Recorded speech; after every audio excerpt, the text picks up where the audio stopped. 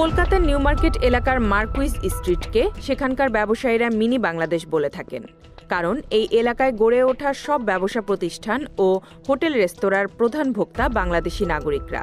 সেই মিনি বাংলাদেশ জুড়ে এখন চলছে হাহাকার। বাংলাদেশিদের উপস্থিতি কমে যাওয়ায় সেখানকার ব্যবসা বাণিজ্যে ধস নেমেছে।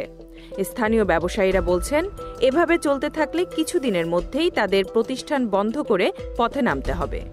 ভারতের ইংরেজি সংবাদ মাধ্যম হিন্দুস্তান টাইমস সরেজমিন মিনি বাংলাদেশ ঘুরে এই প্রতিবেদন প্রকাশ করে। সেখানকার ব্যবসায়ীদের হাহাকারের সুর যেন করুণ হয়ে ধরা পড়েছে সেই প্রতিবেদনে। হিন্দুস্তান টাইমসে বলা হয়েছে, মিনি বাংলাদেশ ঘুরে বোঝাই যাচ্ছে সেখানকার ব্যবসায়ীদের মাছি তাড়ানোর হাল হয়েছে।